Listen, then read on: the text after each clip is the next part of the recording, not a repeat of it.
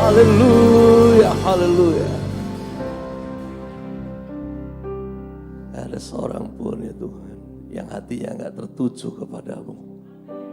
Di ruangan ini kami bersyukur. Kali ini keluarga yang Tuhan beri buat kami. Ini rumah kedua kami ya Tuhan. Gerejamu. Di tempat ini kami berkumpul bersama siap berperkara melalui kebenaran firman-Mu. Hanya firman saja yang selalu berhasil mengerjakan apa yang Tuhan mau. Hanya firman saja yang berhasil untuk menuntun kami sampai pada tujuan-Mu digenapi. Karena itu dalam kumpulan orang-orang yang dibenarkan pada kesempatan ini, tingkap sorga terbuka dan berbicaralah kepada setiap kami. Bukan tentang kami ya Tuhan, kami rindu semua yang tentang-Mu penuh di dalam setiap kami. Karena itu Roh Kudus, apa yang Kau sudah tuntun atas hamba-Mu untuk disampaikan, Roh Kudus juga menolong jemaat Tuhan untuk boleh menangkap pesan yang adalah perasaan dan hatinya Tuhan. Pikiran Allah penuh dalam pikiran dan perasaan kami, sehingga segala yang kami eksplor dalam hidup kami ini jadi persembahan yang hidup berkenan kepada-Mu. Dan satu nama saja ditinggikan, dimuliakan, Yesus Kristus Tuhan. Yang percaya mari bersama katakan amin. Beri tepuk tangan buat Tuhan Yesus. Silakan duduk Bapak Ibu, jemaat yang dikasihi Tuhan. Selamat hari Minggu, Shalom. Church Way of Living, pondasi gereja jemaat mula-mula. Saya akan sampaikan pada kesempatan ini, di mana kerajaan sorga yang adalah sebuah pemahaman yang cukup sulit ketika disampaikan oleh Yesus, dimengerti oleh orang Israel, yang akhirnya sekarang kita hidup di masa di mana kerajaan sorga itu bergerak melalui kehidupan orang-orang percaya. Di mana ketika Yesus akan terangkat, masih saja mereka bertanya kapan kerajaan bagi Israel itu dipulihkan. Karena memang pemahaman mereka adalah tentang sebuah pemerintahan dalam bentuk fisik dan politik yang diharapkan bisa memberi kemakmuran untuk Yahudi. Namun tidak demikian dengan apa yang Tuhan rancang tentang kerajaan sorga. Celakanya adalah kalau kita yang orang Kristen zaman now ini juga tidak paham ditanya tentang kerajaan sorga. Celaka betul kalau sampai Anda bisa menjawab, oh kerajaan sorga itu tempatnya di sorga. Rajanya Yesus. Ya. Kenapa pernah dibahas oleh Yesus terkait antara kerajaan sorga dan kekhawatiran? Mungkin Anda pernah ingat narasi ini. Di mana Yesus bilang jangan khawatir dengan apa yang akan kamu pakai, apa yang akan kamu minum. Cari dahulu kerajaan sorga dan kebenarannya, maka semuanya itu akan ditambahkan. Yesus bilang yang dicari-cari oleh bangsa yang tidak mengenal Allah, jangan kau ikutan cari-cari juga. Ya. Jadi rupanya yang dipahami oleh mereka pada masa itu, Yahudi percaya Yesus Mesias. 30% dari populasi percaya waktu itu Yesus Mesias. Dengan pengharapan penafsiran bahwa Sang Mesias akan mengerjakan tugas juru selamatnya dengan jalan membangun kembali kerajaan Israel secara fisik.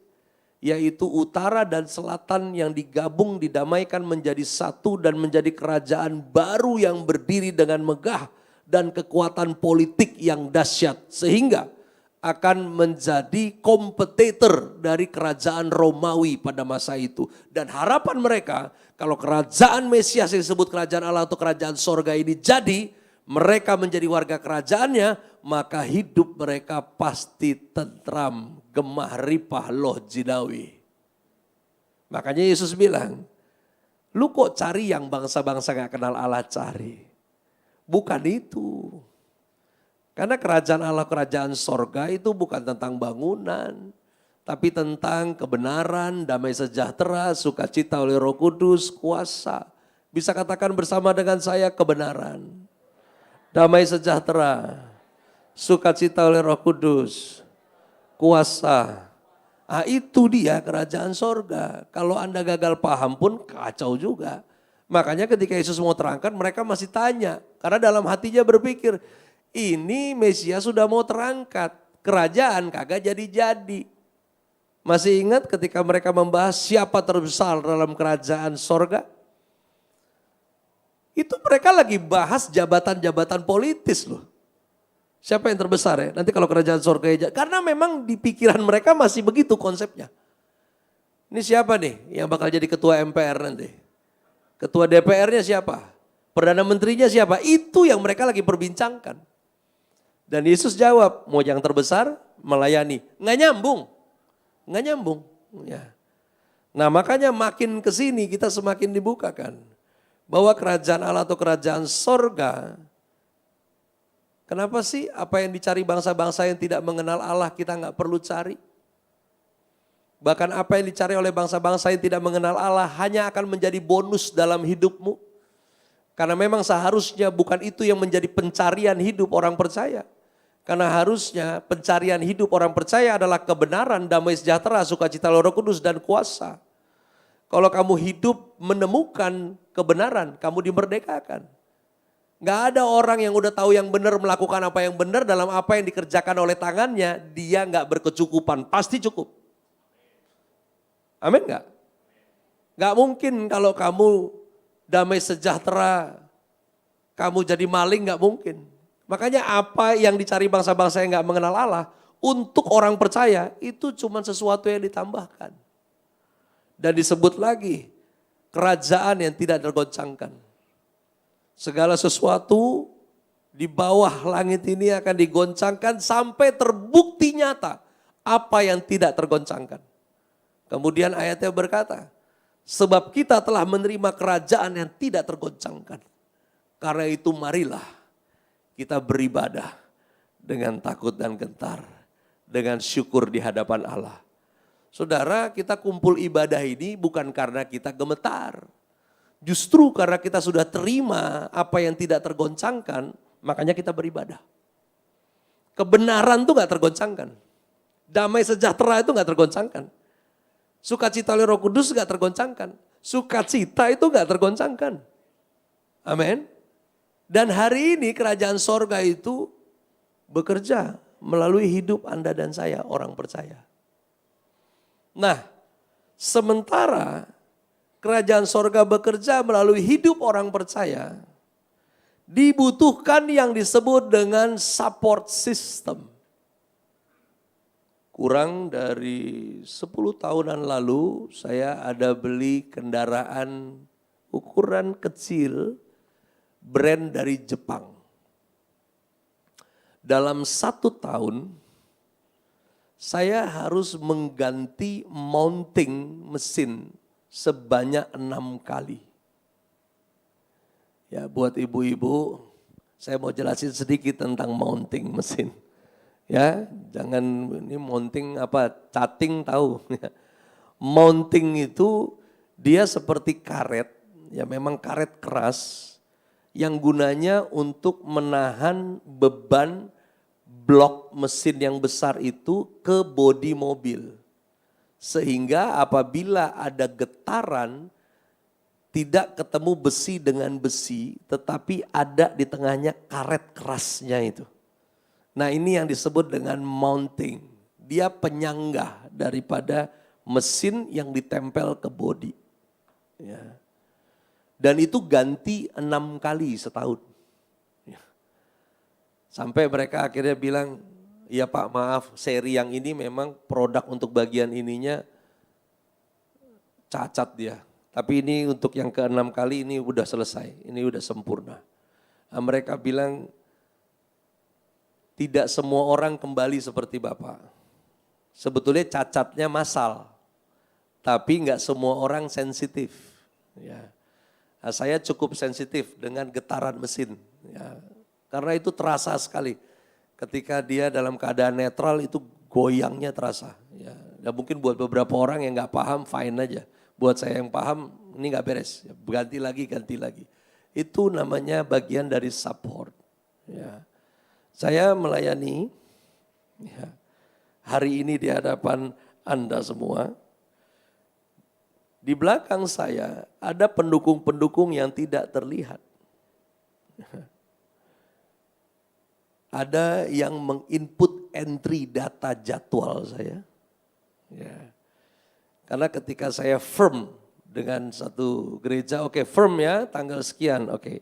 Ketika saya firm, itu saya akan firm ke gereja tersebut dan sekaligus itu akan di-spread juga datanya kepada tim. Sehingga konfirmasi tersebut dipegang oleh 4 pihak. Itu 1, 2. Di mana saya khotbah, kalender ada akun Google yang terhubung dengan tim input data sehingga zamannya saya khotbah di sini, waktu masih gondrong sampai sekarang botak, saya pegang datanya. Ya, masih di junction tuh saya khotbah apa, itu ada datanya. Ya. Dan itu namanya bagian dari support system. Nah, ya, itu sistem yang mendukung. Nah, itu support system. Kerajaan Allah atau kerajaan sorga itu bukan gereja. Jangan keliru dengan itu. Gereja adalah sistem pendukung kerajaan sorga. Hari Minggu kita kumpul begini. Ini kerajaan Allah yang di bumi yang bergerak selama seminggu ini kumpul jadi satu. Di kumpulan inilah yang disebut dengan gereja. Yang dikerjakan oleh bergereja adalah memberi dukungan. Di situ orang itu tertanam, di situ orang itu di-encourage, di situ orang tersebut diberi semangat, di situ orang tersebut diarahkan, di situ orang tersebut saling dilindungi. Makanya nggak bisa orang berbuah karakter Kristus kalau tanam cabut, tanam cabut, tanam cabut. Ya. Yang semi hadir itu cuman iblis. Anda jangan ikut-ikutan. Ya, saya ada khotbah begitu, di mana gua khotbah, WL-nya dia. Gua khotbah, dia lagi. Kayak iblis semi hadir. Ya, kalau gua mau bicara tamu kan begitu kan. Ini orang kenapa ya? Kenapa ada orang-orang begini? Singer di mana-mana, WL di mana-mana, main musik di mana-mana, sorry. Kamu bisa aja diundang. Tapi kamu tetap harus punya rumah kamu sendiri dong. Amin ya. Gereja itu rumah, bukan komoditi. Ada loh orang-orang gitu, datang ibadah, ngamatin gerejanya, mulai kayaknya boleh juga tuh gue main musik di situ. Lumayan, ibadah hari Minggu ada 5 kali ibadahnya. Sekali main 250.000 kan kali 5 ya kan. Ya. Ini yang begini seru nih, ketika harinya yang lain terangkat dia ketinggalan. Ya. Lumayan buat antikris itu. Ya. Kisah Para Rasul 2 ayat 41 sampai 47. Saya ingin membawa kita kepada nilai dasar yang seharusnya dari gereja sebagai sistem pendukung kerajaan sorga. Anda bisa hidup dalam kebenaran, hidup dalam damai sejahtera, hidup dalam sukacita Roh Kudus, hidup penuh dengan kuasa, didukung oleh gereja.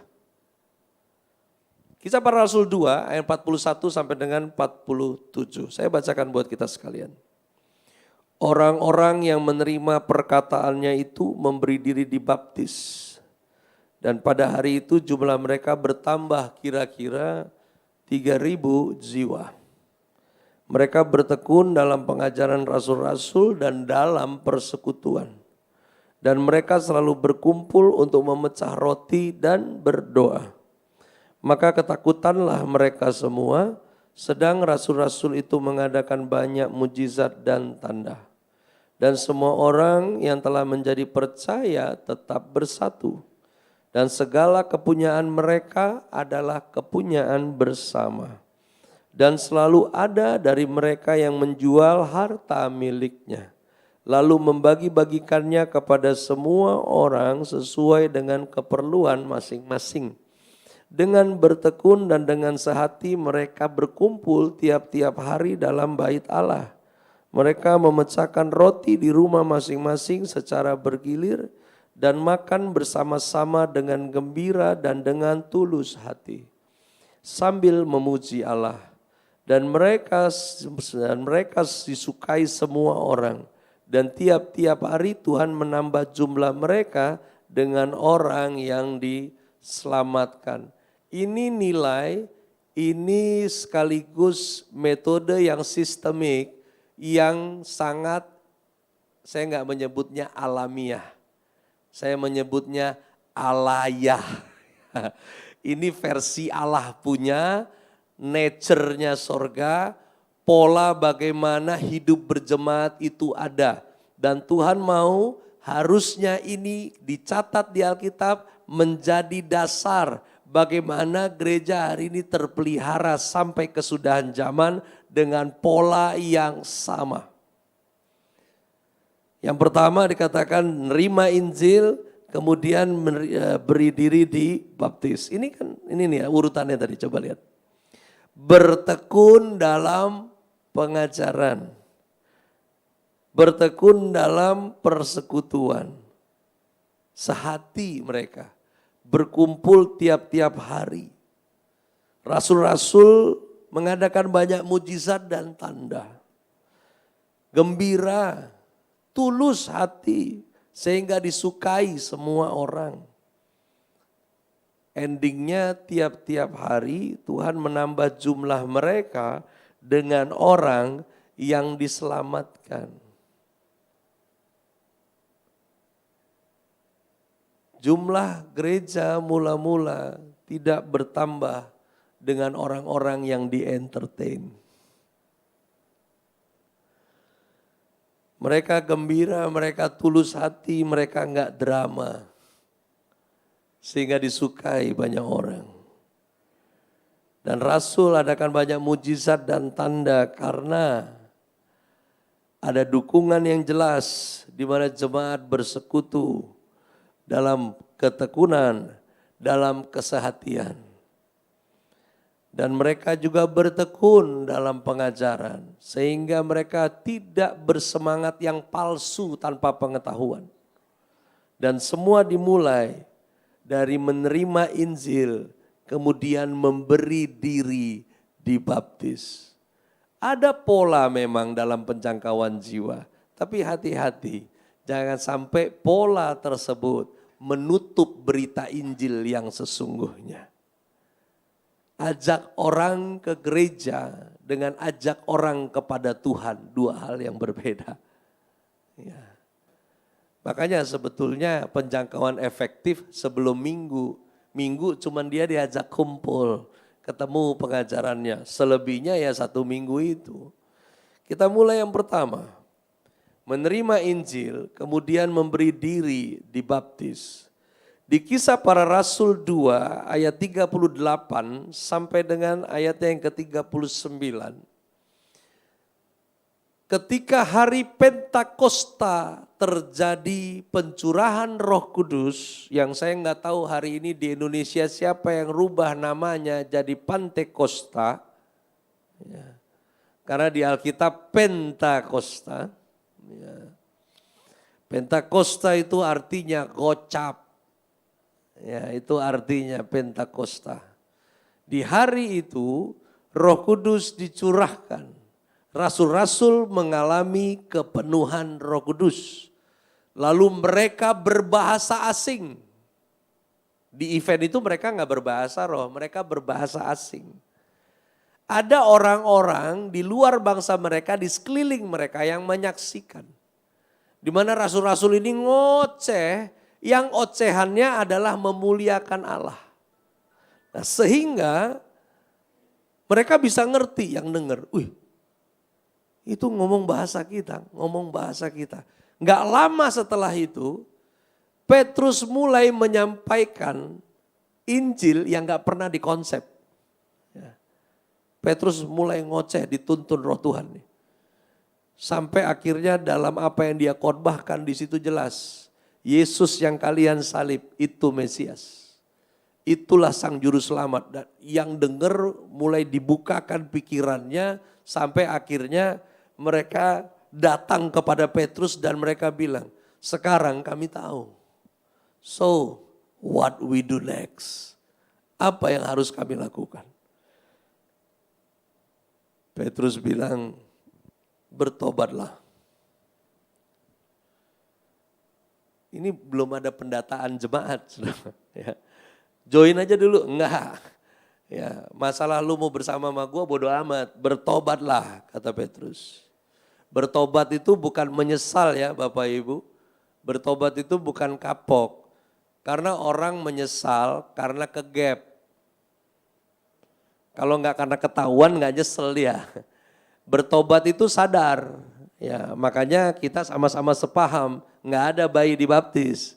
Karena bayi enggak bisa tobat. Ya. Yang bisa tobat yang udah bisa mikir. Ya. Bertobat, berhenti lakukan yang salah, mulai lakukan yang benar sesuai dengan apa yang Tuhan mau jadi kebenarannya. Itu tobat. Langkah pertama dalam melakukan apa yang benar sebagai tindakan iman percaya adalah beri diri dibaptis. Kemudian Petrus bilang, kamu dapat 2 benefit. Yang pertama, kamu terima pengampunan dosa. Yang kedua, kamu terima karunia Roh Kudus. Kok bisa terima karunia Roh Kudus? Karena untuk setiap orang yang sudah diampuni, Roh Kudus berkenan tinggal di dalam orang tersebut. Sehingga kemampuan dan kuasa daripada Roh Kudus yang ada pada orang percaya disebut karunia. Nah, ini yang pertama. Siapa sih kumpulan orang percaya yang menjadi support system bagi kerajaan sorga? Mereka yang bertobat. Mereka yang tidak bertobat lumayan merusak di dalam support system kerajaan Allah. Kumpul si kumpul, tapi sebar racun. Yang kedua, bertekun mereka dalam pengajaran. Harusnya kita juga begitu. Saya tadi sampaikan di ibadah 1, kamu jangan cuma suka nyanyi, jangan cuma suka doa, kamu harus suka firman. Ya, kalau kamu nggak suka firman, kamu oleng nanti. Di dalam Efesus 4 ayat 13 sampai 14 katakan, sampai kita semua telah mencapai kesatuan iman dan pengetahuan yang benar tentang anak Allah, kedewasaan penuh, tingkat pertumbuhan yang sesuai dengan kepenuhan Kristus, sehingga kita bukan lagi anak-anak yang diombang-ambingkan oleh rupa-rupa angin pengajaran, oleh permainan palsu manusia dalam kelicikan mereka yang menyesatkan. Bertekun dalam pengajaran penting. Kalau enggak kamu dibikin bingung terus. Ya. Sekarang dunia maya itu kayak enggak punya borders. Kalau Anda punya anak kecil masih di bawah 5 tahun, Anda masih bisa awasi dia dengan sistem yang ada. Ini adult atau tidak, dewasa atau tidak, dia buka YouTube atau dia buka Google Play Store, Anda masih bisa blok. Tapi udah usia tertentu mereka paham untuk unlock. Mereka paham untuk unlock, nggak ada batasan, hati-hati. Anda nggak bertekun dalam pengajaran di tempat di mana Anda digembalakan. Terus lu jajan jorok di luar dengan media, rusak kamu. Rusak. Ntar bingung sendiri, udah gitu diskusi sama yang nggak paham, kelar loh. Ya. Gitu kan ya, perpuluhan kan nggak penting sekarang. Ada yang khotbah loh, nggak usah kasih, bikin kayak pendeta, ngapain sih? Ya. Emang gitu orang Kristen, urusan keselamatan Yesus, urusan duit. Katanya mau beri hati, denger ya. Boro-boro lu kasih hati lu ke Tuhan, kalau duit aja ribet. Jangan munafik. Jangan munafik. Tapi ini loh, kalau kamu gak mau bertekun dalam pengajaran, kamu dapat racun dari luar sana. Saya bukan bilang hiduplah dalam katak dalam tempurung, tidak. Saya nggak tahu bagaimana pemeliharaan yang dilakukan dengan cara-cara yang ada di Intermark. Tapi saya percaya pasti ada, ya, pasti ada pola-polanya. Ya, nggak tahulah malam pengajaran, nggak tahulah Anda di dalam komsel dan whatever namanya, tapi pasti ada. Ya. Bertekun dalam pengajaran. Mereka bertekun dalam pengajaran dengan keterbatasan. Kenapa saya bilang dalam keterbatasan? Jemaat mula-mula belum punya Alkitab. Kurang literatur. Tidak punya media online. Duduk, dengerin Rasul, bareng-bareng ngebahas dari kitab gulungan Perjanjian Lama. Pagi bangun kerja, sampai sore, mandi, kumpul keluarga. Nanti mereka sempatkan kumpul di sinagog, mereka belajar. Kita jangan pas mati doang taruh Alkitab di dalam peti mati. Lu hidup aja kagak baca. Mati Alkitabnya dibawa di peti. Kacamatanya sekalian. Sama senter. Karena baca Alkitab di dalam peti gelap. Mereka bertekun. Dan ini memang pola yang Tuhan mau untuk gereja segala masa. Supaya kita bisa support kerajaan sorga bekerja di luar. Ini kan pertemuan ibadah, ini bagian dari support system loh. Datang kita, salam-salam, disapa, ada usher-nya dari depan sampai dalam. Anda kembali dibangkitkan semangatnya, duduk sama-sama, berdiri sama-sama, kita nyanyi, tepuk tangan. Sambil kamu nyanyi, sadar apa enggak? Lu lihat kanan lu lihat kiri lu. Mereka sukacita, lu kebagian sukacitanya. Ini loh support system. Ya. Lihat, oh si itu sehat loh. Iya yang ini juga ya. Yang itu masih hidup loh. Ya kan? Lihat ya kan. Ya gitulah ya kan. Ya kan namanya orang lagi belajar, masih ada yang nyinyir ya kan. Masih ada yang biasa ya. Tapi ya ini kita keluarga gitu loh. Bertekun dalam pengajaran. Yang ketiga, Ibrani 10 ayat 24 sampai 25. Dan marilah kita saling memperhatikan supaya kita saling mendorong dalam kasih dan dalam pekerjaan baik. Janganlah kita menjauhkan diri dari pertemuan-pertemuan ibadah kita seperti dibiasakan oleh beberapa orang. Tetapi marilah kita saling menasihati dan semakin giat melakukannya menjelang hari Tuhan yang mendekat. Bertekun dalam persekutuan. Mereka sehati, mereka berkumpul tiap hari. Sekarang gak mungkinlah kita berkumpul tiap hari. Tapi paling tidak, mari kita bertekun dalam persekutuan. Saya gak ngerti metode apa lagi yang digunakan gereja. Kah grup WA kah? Ya. Ada grup WA-nya pengerja mungkin. Grup WA-nya jemaat. Lu belum mati, jangan diam aja di grup. Iya diem, cuman ngeliat, ketawa, lihat. Kamu tuh ada di situ kontribusi. Persekutuan yang dimaksud di sini, gini loh. Sekali lagi, kita support system ketika berkumpul bersama, amin. GBI Intermark adalah keluarga, betul? Ini rumah kedua Anda. Betul? Ya. Saya punya motor club. Ya. Ada satu motor club di Eropa yang hari ini dilarang. Ya. Dan motor club itu gila-gilaan di dalam kesehatian. Ketika mereka masih ada tuh, itu yang namanya klub motor Dead Angel Amerika, takut dengan mereka.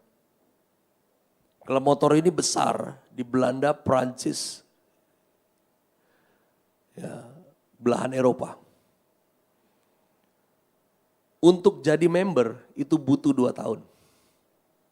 Disuruh-suruh jadi korve. Dan ketika inaugurasi, ini parah. Itu bisa 50 member di kanan, 50 member di kiri, dan orang yang mau masuk jadi anggota harus lewati itu, dan setiap orang akan pukulin dia di situ. Sampai ujung. Dapat tampar, dapat pukul dari iganya, dapat tendang. Jatuh, bangun lagi, pukul lagi dari samping, sampai ujung. Baru setelah itu festnya diberikan. Dan di sana didoktrin.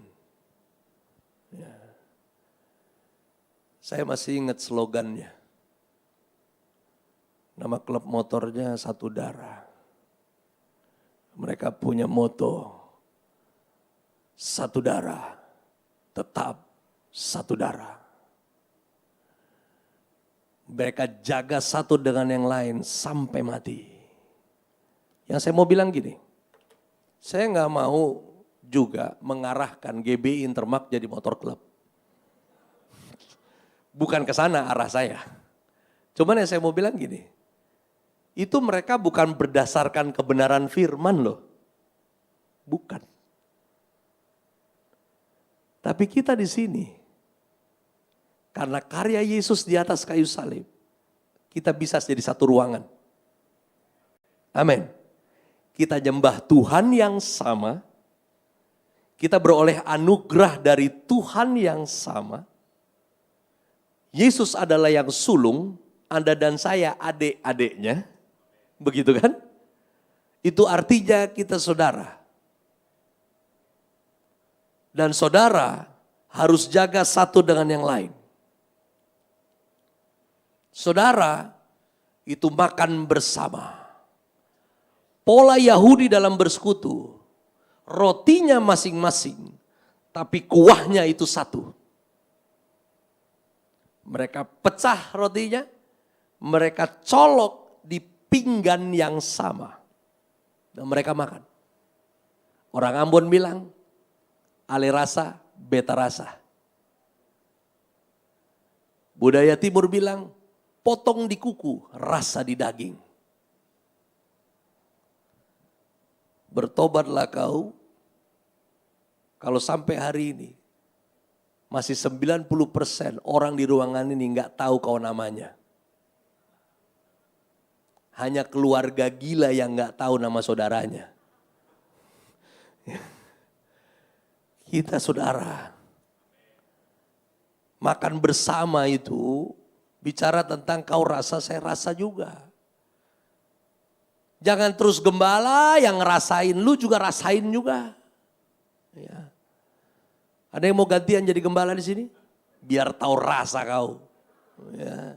Oh, kami ini kadang kesepian. Kami kadang sendirian. Gembala dengan seorang bapak itu sama. Saya punya 4 anak. 3 menantu dan 4 orang cucu. Udah selevel kakek-kakek. Masih pengen jadi pahlawan buat keluarganya. Berbeban berat pun saya akan tetap bilang, everything is gonna be alright. Saya lagi susah, saya masih tanya anak saya, are you okay? Padahal I'm not okay. Itu bapak. Tapi mau sampai kapan bos? Kami juga butuh doa. Mau sampai kapan? Kadang kami menangis juga gak ada yang tahu. Gak apa-apa gue curhat sama lu ya, daripada gue curhat sama jemaat gue. Aduh, gak gampang. Ibu gembala kurus, dibilang gak diberkati. Ibu gembala gemuk, dibilang kurang doa puasa. Wah, itu dinilai sepanjang hidup. Ayo saling jaga, saling peduli. Gini loh, kita tuh terlalu sering pray together, tapi kita gak pernah pay together. Ya, halo? Pay together juga. Ya. Kali ini rumahmu, kontribusi juga. Coba sekali-sekali korek itu, bendahara itu. Coba tanya-tanya, bayar sewa berapa sih? Kau pikir opungmu punya ini? Bayar di tempat ini. Itu kontribusi. Ketemu kita, dikuatkan di rumah ini, keluar kau, kerjakan kerajaan sorga itu. Seminggu balik lagi kita. Di tengah minggu ada pertemuan lagi. Ini loh yang dibilang mereka sehati. Saling peduli, saling tanggung jawab. Nggak bisa satu orang saja yang dibakar. Ini keluarga. Saya tahu ada beberapa movement yang dilakukan secara diakonia di Intermark. Ya, ada Bet Shalom, ada apa lagi? Shalom Aleihim. Ya. Saya percaya deh, pasti di Pak Gembala dengan tim penggembalaan, sebetulnya ada tuh mind blowingnya. Kita bikin ini lagi yuk, itu lagi yuk, bagus, ya bagus. Cuman ingat kita keluarga, nggak bisa sendiri bikin semuanya, nggak bisa sendiri. Buat Anda yang support habis-habisan di gereja ini, saya mau bilang, Tuhan gak akan bikin kau miskin. Buat kamu yang gak peduli, saya mau bilang, lu gak akan pernah dewasa. Karena dewasa itu dimulai dari responsibility. Anda mau ambil tanggung jawabnya. Anda mau bikin sesuatu juga. Bukan diam, datang pengen sembuh. Datang pengen usahanya diberkati, pulang. Udah diberkati usahanya, udahlah terlalu jauh gereja itu, cari yang dekat lah. Inilah kurang ajarnya kan. Ya, kurang ajar, betul. Ya. Di sini udah mati-matian, namamu dibawa dalam doa, udah bagus hidupmu, check out. Ya. Ini keluarga bos, bukan koperasi, bukan. Ini keluarga. Ya. Aduh. Mari taruh sama-sama, Yesus saja taruh nyawa sampai disalib, kau gak taruh hidupmu di dalam kumpulan orang benar. Bagaimana sih? Ya, amin ya. Ya, khotbah yang gini-gini gak bisa, ini yang khotbahin orang dalam. Langsung disalib orang itu nanti. Tapi serius loh, gereja masa kini makin kronis. Makin kronis. Ya. Saya kan ngalami pelayanan di sini bertahun-tahun. Beberapa wajah saya hafal. Ya. Ini gereja salah satu yang saya kenal yang tidak entertain oriented. Ini. Yang lain-lain kalau yang gede-gede saya, wah yang artis itulah, yang hantu blau lah, yang apalah. Ya kan kesaksian. Wih, tapi yang datang pengunjung. Celakanya. Kalau Anda di treatment baik dan kau gak peduli dengan rumahmu ini, kau bukan gereja kau. Ya. Kamu cuma penumpang. Dan kau gak akan pernah dewasa. Orang Kristen gak pernah dewasa, gak akan berbuah. Orang yang gak berbuah dipotong. Dipotong. Gak mudah. Saya ngalami sendiri. Menangis sendiri di ruang kerja. Bukan meratapi, tapi merindukan kebersamaan. Gak bisa sendiri terus. Mau jadi apa mereka, itu doa saya. Mau ngomong, nanti galak. Gak ngomong, goblok terus jemaat ini, kan begitu kan? Ya, iya loh, repot loh kalau kita idiot sampai Yesus datang.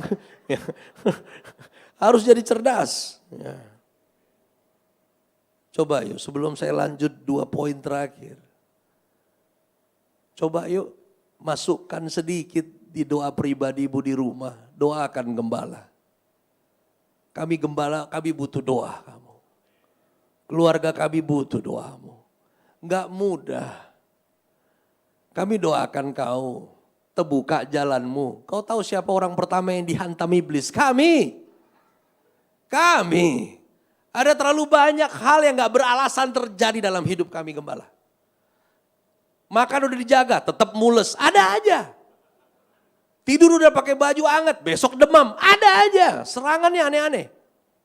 Sementara kau yang didoakan, Orang Batak bilang, petasu bila gayamu. Ya. Ingat pun enggak. Ayo, semua saling dukung, semua saling jaga. Amin. Kalau bahasa jalanan bilang, satu dengan yang lain pasang badan. Mau mulai sekarang? Biar jadi gereja kau. Kalau enggak cuma jadi kumpulan orang-orang doang. Ya, karena gereja harus saling jaga. Mulai sekarang ngucap syukur bagi Allah untuk hambanya yang setia tulus. Ya. Coba yuk, ini saya belum selesai khotbahnya. Pak, boleh kita doa buat Bapak ya, buat Ibu. Dari tempatmu duduk, ayo kita doa. Kami bersyukur buat Allah. Buat gembala dan tim, keluarga semua yang setia dan tulus. Kami berdoa untuk setiap pergumulan gembala yang kami gak tahu. Yang dia gak pernah bicarakan dengan seorang pun. Kami berdoa Tuhan, mohon perlindungan bagi mereka. Di mana mereka dilawan oleh kuasa kegelapan yang terus menyerang para pemimpin kami. Menyerang pribadi mereka, menyerang keluarga, menyerang pelayanannya lewat godaan, tipu daya, kesehatan. Kami berdoa Tuhan kau lindungi rohnya, jiwanya, tubuhnya. Sehingga mereka peka terhadap serangan. Dan mereka kuat untuk berdiri di hadapan Tuhan. Kami berdoa untuk gembala. Kiranya kuasa Roh Kudus dinyatakan dalam pelayanannya. Melayani dalam kekuatan roh. Kami berdoa untuk keuangan mereka. Agar berkat Tuhan dicurahkan atas hidupnya. Kami berdoa mereka memiliki perspektif yang benar dan bijaksana mengelola keuangan. Kami berdoa visi yang dari Tuhan, pewahyuan, urapan, kekudusan, hikmat, itu mengarahkan pengembalaannya dalam gereja ini. Dan kiranya gembala memiliki kerinduan untuk mengenal Allah dengan benar dan selalu bertumbuh di dalam Dia. Kami berdoa untuk motivasinya yang tulus, integritas yang tinggi dalam pelayanan. Juga berikut kami berdoa untuk tim penggembalaan yang sehati mendukung pemimpin kami. Juga mendapat kasih kehormatan dari setiap jemaat yang dilayani. Kami doa hati seorang hamba dimeteraikan atas-Mu. Terjadi dalam nama Yesus. Amin.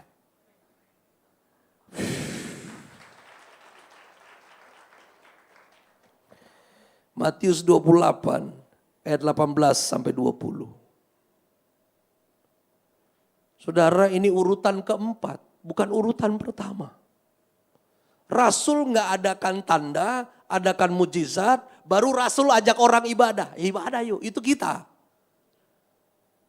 Kejadian Pentakosta, waktu Petrus khotbah, kalau itu terjadi di tahun 2023, selesai dia khotbah, pasti akan ada orang yang datang bilang, bro, kita bikin panitia KKR kesembuhan. Kau baca di Injil, setiap kali Yesus sembuhkan orang, Yesus bilang, jangan bilang siapa-siapa.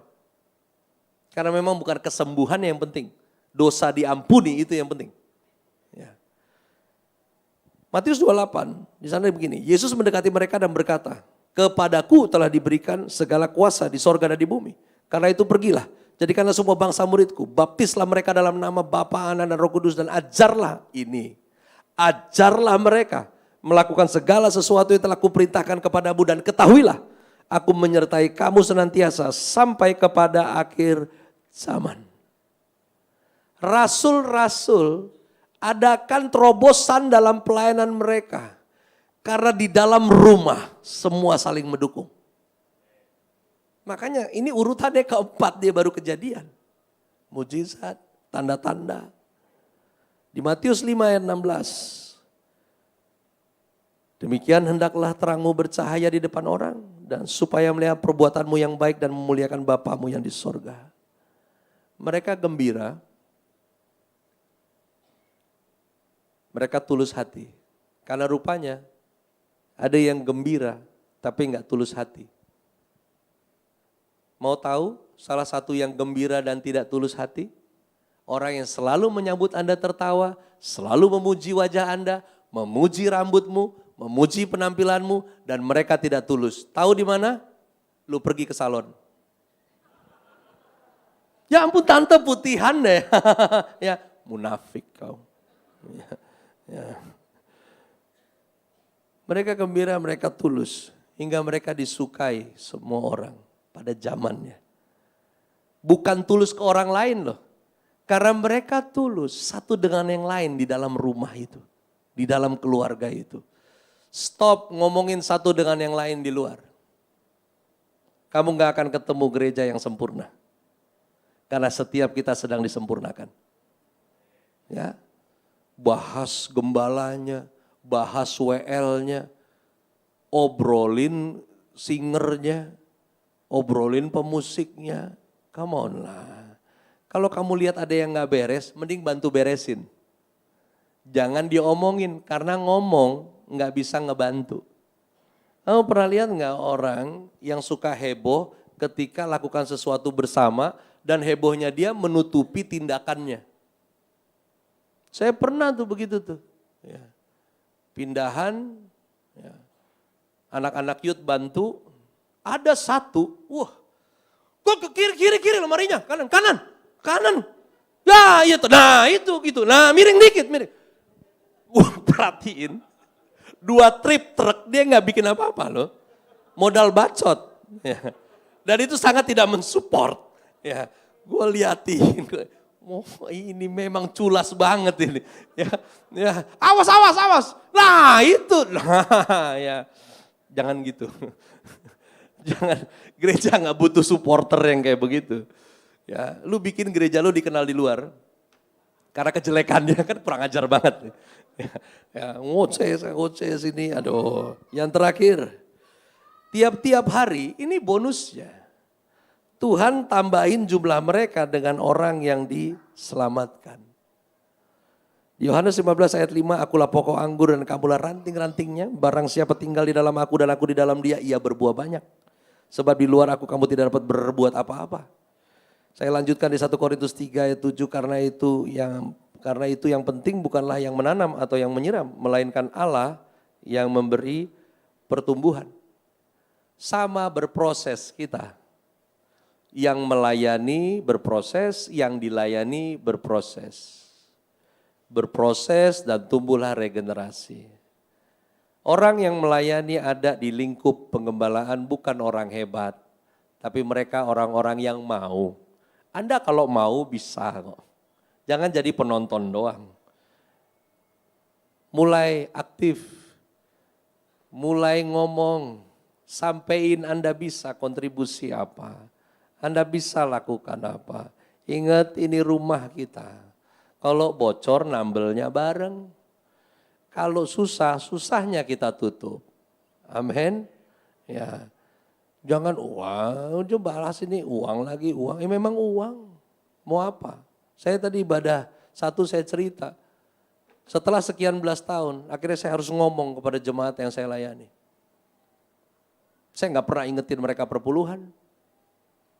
Saya gak pusing sama persembahan mereka. Sampai ada banyak omongan kalau saya gak pernah stay di hari Minggu. Hanya di minggu pertama dan sisanya di minggu-minggu berikut. Paling datang pas mau terakhir. Akhirnya saya harus klarifikasi. Saya bilang saya suka. Saya suka ada di situ. Saya suka ada di rumah ketika kita kumpul. Tapi saya mau tanya balik. Siapa yang bayar operasional gereja? Siapa yang bisa sangguin ketika kita undang pembicara tamu datang? Saya bilang gembalamu ini yang jadi korban bakaran. Kau pikir senang saya khotbah 6 kali, 1 kali hari Minggu. 7 kali saya khotbah. Kadang ada teman yang bilang gile keren kejar setoran cuy. Setoran apa? Cuman mampir sampai Minggu malam doang tuh duit. Senin pagi kelar.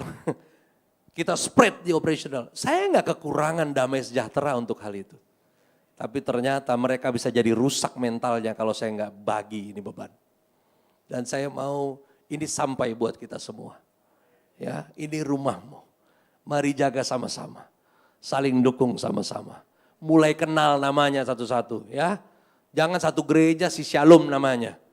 Ketemu, Shalom. Begitu aja sampai depan sana mau putar balik mobil kau itu. Shalom namanya. Ya. Ini siapa? Shalom si Tompul. Itu Shalom si Barani. Itu Shalom. Ya Tuhan si Shalom semua namanya. Ya. Kita bersyukur, sukacita karena ini keluarga yang Tuhan beri buat kita. Mari kita berdoa. Terima kasih. Haleluya, haleluya, haleluya. Kami tahu bukan kebetulan Tuhan. Kumpulan orang percaya ada di muka bumi ini dan kami ada dalam kelompok-kelompok tertentu. Ini bukan kebetulan. Ini Tuhan yang bawa kami kepada kelompok ini. Dan kami bersyukur atas itu. Terima kasih untuk pengembalaan di tempat ini. Terima kasih untuk semua yang terlibat melayani. Dan bersyukur untuk jemaat yang menjadi keluarga besar ini.